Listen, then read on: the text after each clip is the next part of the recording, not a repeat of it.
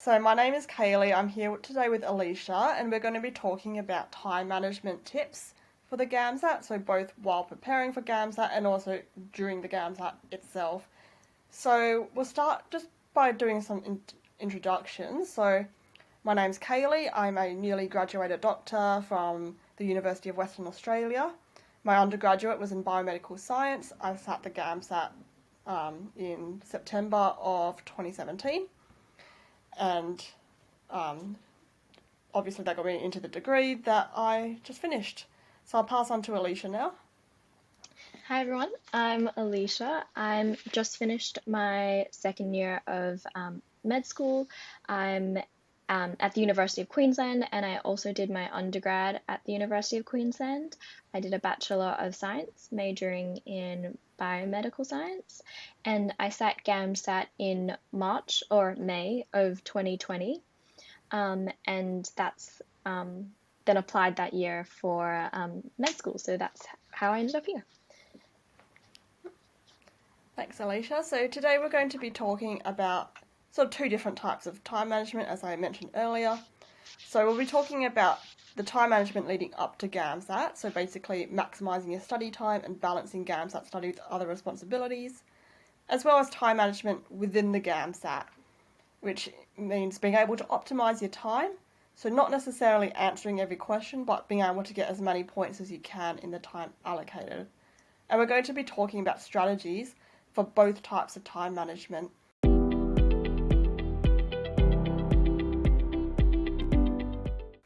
So, Alicia, do you want to get us started by talking about time management while preparing for the GAMSAT?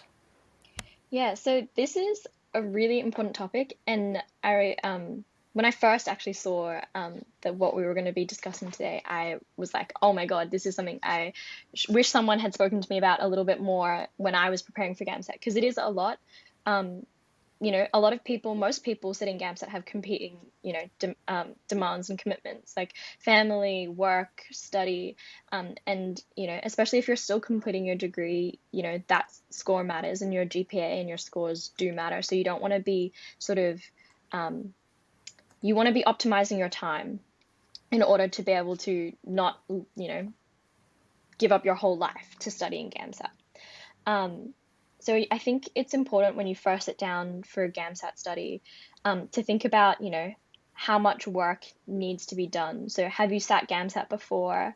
And are there certain key areas of weakness that you've identified from those sittings that need to be worked on? Or are you going to have to learn everything from scratch? Is it all new? Set a plan, kind of, and revisit this plan regularly. Can you, yeah, and sort of constantly be reflecting. And I know people hate the word reflecting, but I think it's important to be constantly reflecting on how you're using your time. And if you're not, no one's going to necessarily start off with the best study plan. That's not, I mean, if you do, great, but like most people don't. And so as you go, you need to be constantly thinking about, is there a way that I can do what I'm doing now, more efficiently? Can I study smarter, not harder, kind of idea? And where and how can I, optimize not necessarily the whole process, but just little chunks of the process in order to become more efficient. So, for example, using active learning techniques like, mind mapping and diagramming and, talking it out or teaching information versus just like reading can mean that you can spend 20 minutes covering a topic or multiple topics even in 20 minutes, and you'll seriously, genuinely remember them for months, versus, spending hours revising one topic and still not being able to remember it the next week. So, yeah, and the other way of, smarter, not harder is practice questions, because people often neglect or wait too long to start doing practice questions, but they're so high yield in terms of how much your GAMSAT score will improve, and your skills will improve, that it's one of the obvious options for studying smarter and not harder. Yeah, absolutely. Especially with things like biology, it's very easy to get bogged down in the details.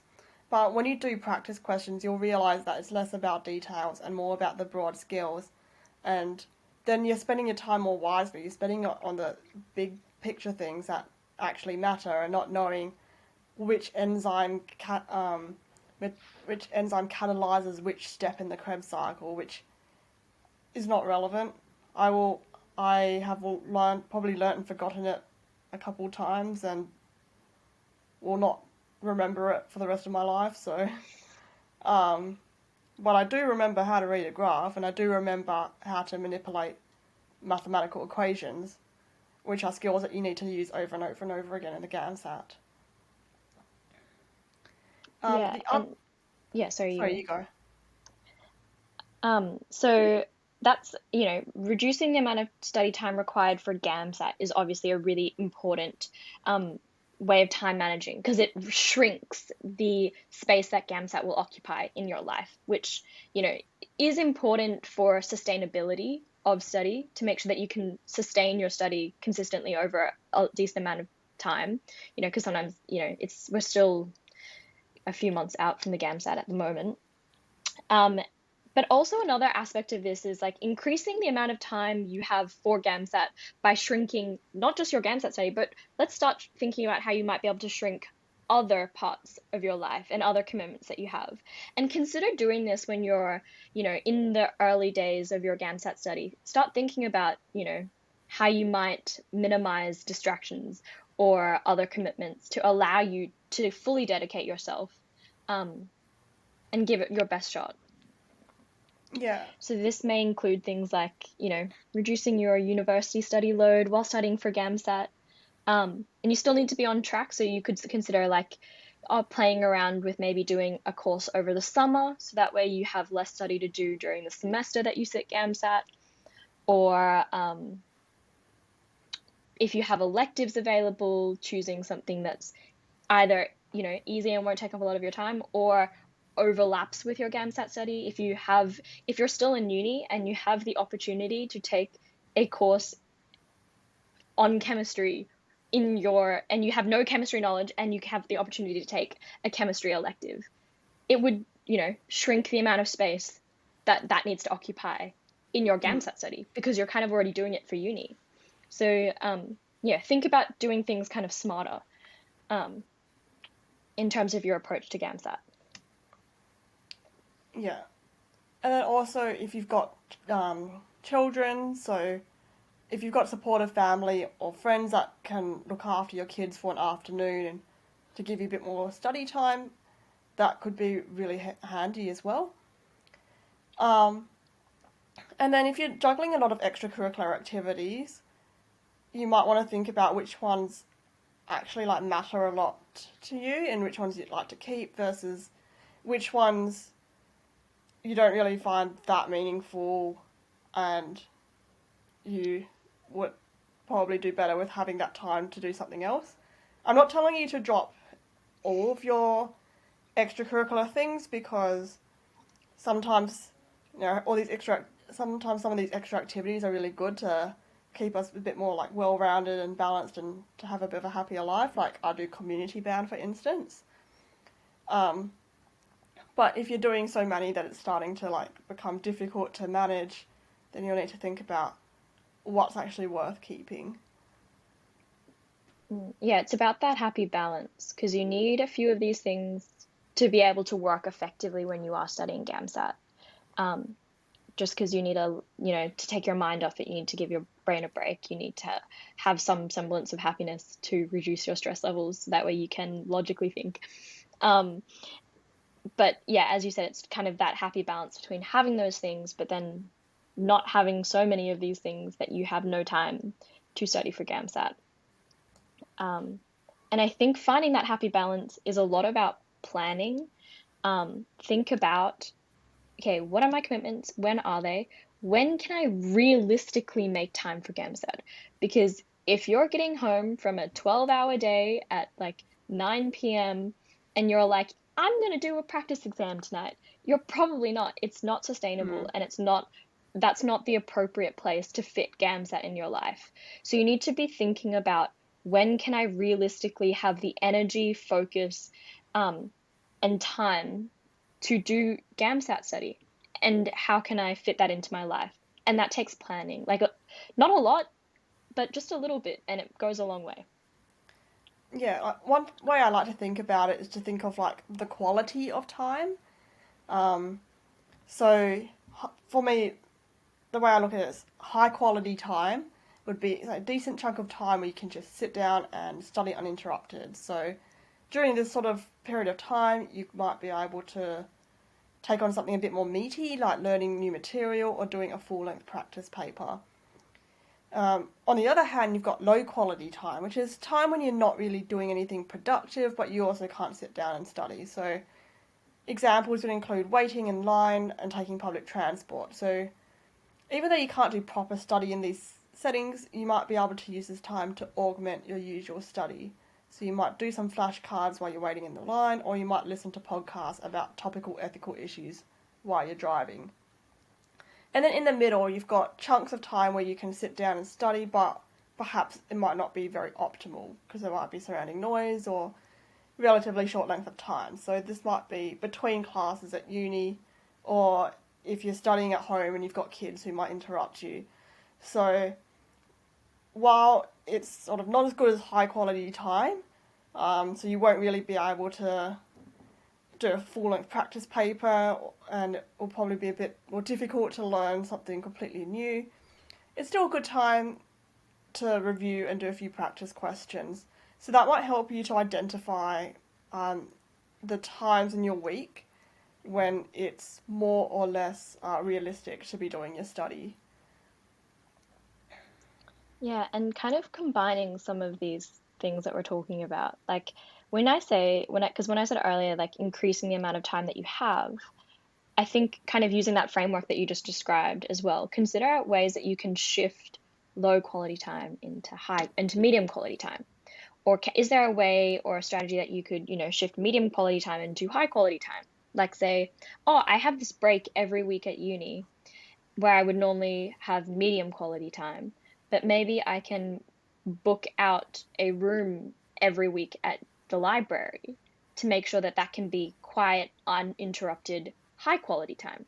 So it's not Mm. necessarily about, somehow making the hours in the day stretch longer than 24 hours. It's not that at all, but it's kind of making small shifts. You're not necessarily going to be able to shift your low quality time into your high quality time, but you might be able to make small shifts that kind of shift your low quality time into like semi medium time. So that's also important in how can you create more time or increase the amount of time you have. That sort of they're good strategies to use as well. Yeah. Well, I think that pretty much sums up the topic of time management while preparing for the GAMSAT. Unless there's anything else you wanted to add, Alicia. I don't think so, not at the minute. Thanks, Kaylee. Yeah. Well, in that case, I think we'll move on to time management in the actual GAMSAT itself. So I guess we can break this up into two sort of topics because section 1 and 3 are quite different to section 2. So we'll start with section 1 and 3. So these are both the multiple choice question sections. So a lot of the advice that we're about to give you, you've probably heard before, because I imagine probably most of you listening to this will have sat a multiple choice question exam or test or something in the past. So hopefully a lot of this won't be news to you. So it's often good to just do the easier questions first, get those easy marks, and you can identify those during reading time. Leaving the harder questions until later is often also a good option. And you get given paper for working, so you can just write down the question numbers to make it easier for you to remember which ones to go back to and recheck. And on that note, it's also good to get used to the test platform so that you can navigate it smoothly. And when you register for GAMSAT, you get access to a trial version. So that will help you to figure out exactly how you're going to navigate between questions. So that's one less thing you have to worry about on the day.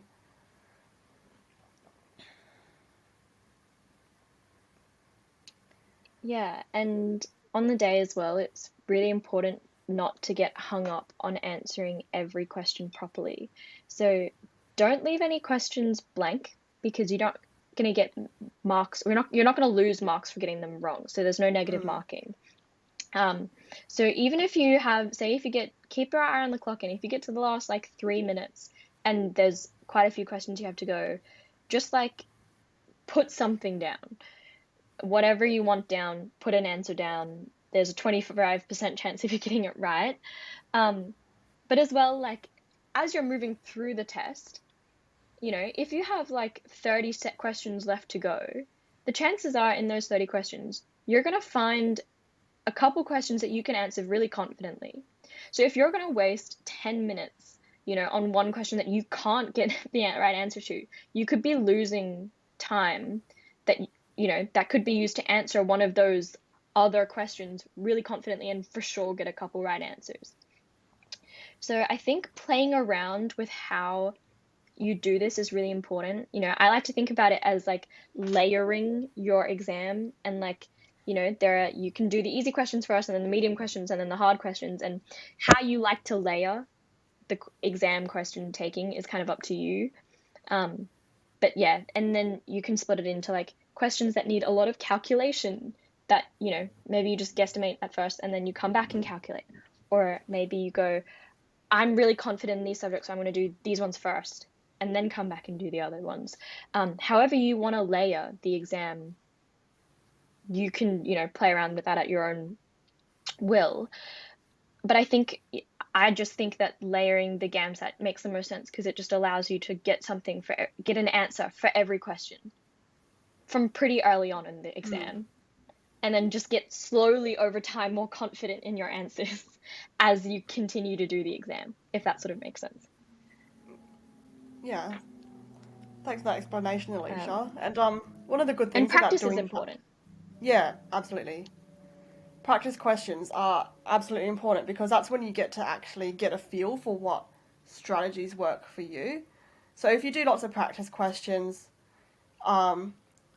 well, first of all, you're going to get better answering questions and quicker at answering questions, and then you won't have as many time management issues because you're able to actually answer the questions quicker. But the other benefit of doing practice questions is that you'll get your multiple choice question strategies down pat. Like you'll know which questions you need to gravitate towards first, which ones you need to do later, like how you're going to tackle the paper. And it's also good to practice timing yourself as you're doing practice questions, even if you're just doing one stem, because that will also help keep you getting used to how much time you actually have for each question. Is there anything else you wanted to add, Alicia? Yeah, and I want to just like stress kind of what you said at the end there, like about timing yourself when doing practice questions. I'm I'm a planner and I'm a recorder. I'm like that's just who I am as a person. And I remember when I did it, I used to, each time I sat down to study, I'd record how many seconds per question I took in that study session. And it just allowed me to keep track of like when I tried different strategies, how much time per question I was doing using that strategy. And then over time, I could kind of, adjust my strategy to optimize my time spent per question. And that was and also it was something that I did to help me kind of keep a track of like, I have 2 minutes per question. I need to be getting under 2 minutes per question. That's my ideal ultimate strategy, is one that is under 2 minutes per question. And so then I just keep playing around with it in kind of a more like planned way, I guess, to kind of get that. And I think that you should just be practicing timed to kind of allow you to get that. You don't necessarily have to record it or anything like that, but like frequent reflecting will kind of achieve the same thing, I suppose, is that like, let's try this. Did this work? Did this not work? Mm-hmm. Is this faster? Is this not faster? So like, I guess stressing that I just wanted to stress, you should be doing practice questions timed always, or as much as possible, and constantly reflecting will allow you to get faster. It's an important thing to reflect, and people don't like the word reflect, but just like think of reflecting as like, you don't have to sit there with a pen and paper, but just like thinking back on what you did. It's the hallmark of growth. Yeah. Because like when you think about what works and what doesn't work, then you can keep doing the things that work and stop doing the things that don't work. And exactly, yeah. And back on the topic of timing, it's not just important for MCQs, it's also really important for essays, which is our next topic. So as hopefully you are aware, section 2, you have an hour plus 5 minutes of reading time to get through 2 essays. So, how you use your reading time is up to you. From doing your practice, you'll figure out exactly what works best for you, but I like to use that time to read the quotes and sort of come up with some initial ideas or plans in my head on what I'm going to write for each essay. You have about 30 minutes per essay, so if you time yourself, you'll figure out how long it takes you to write. And it's probably good to force yourself to move on if 30 to 35 minutes have passed and you're still in your first essay. And then if your second essay is shorter, you can always go back and write a bit more in your first essay.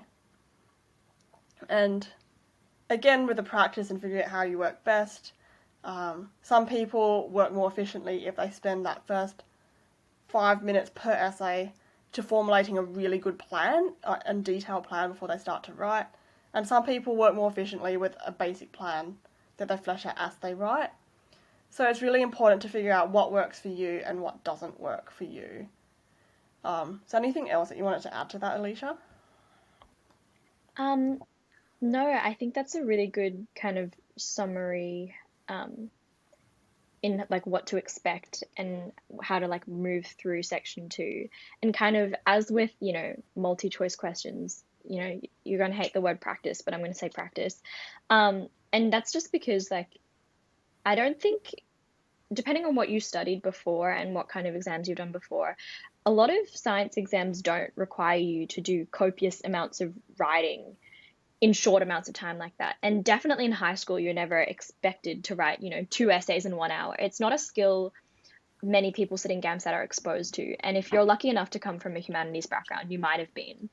But it's still a very fast, turnaround, turnaround pace. And at the beginning, you may not think that your essays are very good, the ones that you write in 30 minutes, but you should still kind of just give yourself 30 minutes to write them. And over time, when you practice them a lot, you'll get better. And the fun thing about only spending 30 minutes on an essay or 1 hour for 2 essays is it's actually really easy to find 30 minutes in your day or in your week to write an essay. So, it sucks because it's not a lot of time and you're not going to be able to write something as perfect and polished as you might be used to producing. But practicing them in that time frame makes it easy to fit into your day.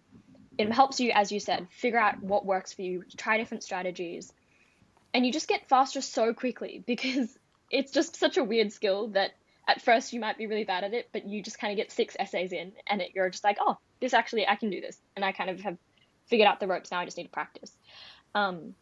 So practice is so key in section 2 as well, as much as it is in the other sections. Yeah, absolutely. Oh, and the other tip that we have as well is that if you do run out of time, you can try providing some dot points. So you won't be able to get any marks for writing style, but you might still get some marks for content. So that's one tip that we have for if you do run out of time. But hopefully if you do enough practice, that's less likely to happen to you. And the other way to sort of shave down your time in the during the exam is that since it's now computerized, if you're not very good at typing, you should probably work on your typing skills, because it would be really annoying if you had all the words in your head, but you just weren't able to get them out onto the screen fast enough. So make sure typing is not your limiting factor, because that's something that's really easy to fix. There's so many websites online where you can learn how to type for free. So if that's something that you struggle with, I agree. get onto it. And I actually think that it being computerized is a huge blessing for section 2. Even if you don't think that you're a good typer or a particularly fast typer, with a bit of practice, most people are faster at typing than they are at writing. And, even if you don't think that's you at the moment, with a bit of practice, it will become you, because it's just much easier to type than it is to handwrite. Your hands don't fatigue as much, and you can just kind of get things out as quick, maybe not as quickly as you're thinking them if you're not super comfortable with typing, but pretty close to it. And I do think that, if you are scared of typing, just practice a little bit and you will find it will ultimately end up working in your favor. Having said that, most of us type with software that corrects your writing. And this GAMSAT software, if I'm not mistaken, does not correct your grammar or your spelling or your punctuation or whatever. So if you are someone who spends a lot of time typing on your computer, do keep in mind that it might be worth, when you're practicing your essays, disabling word check and spell check and all that kind of software, just so you're mimicking what's kind of going to happen in GAMSAT, and you're not, falling into that trap of like, oh, I can type super, super quickly because Word's correcting every third word that I type, versus in the GAMSAT where you actually have to kind of type with reasonable amount of accuracy. So yeah, also consider disabling those tools when you practice. Yeah, that's a really good tip, Alicia. I didn't think of that because I'm one of the old dinosaurs who actually had to handwrite in section 2, so that's not really something I thought about. Is there anything else you Yeah, wanted to add yeah, because I kind of before? got caught in the between stage. Yeah. No, I think that's it. I think, Yeah. yeah, In that case, I guess we'll wrap up now. we've kind of gone over, yeah, we've kind of gone over like time management in terms of how to handle preparing GAMSAT in your life and juggling it with other commitments. Hmm. Um, and then I think we've kind of gone over, actually in the exam, in the multi-choice sections and in the essay section, how to manage your time. And I think that breaks down how you should think about time with regards to GAMSAT and the different kind of ways to think about time with regards to GAMSAT really well. I hope what we've Yeah. said was helpful. Hmm. Yeah, I hope so too. And if you are still struggling in your study, we've got lots of resources here at GradReady. So we've 3 articles, all of which contain study tips. And then we've got paid courses as well if you need help with the content side of your studies. And they also have lots of practice questions in the multiple choice question bank. So, thank you for tuning into our podcast today. We wish you all the best in your studies, and we hope that you stay tuned for our next podcast. So, bye everyone. Yeah, thank you everyone for listening, and thanks Kaylee for helping me out today.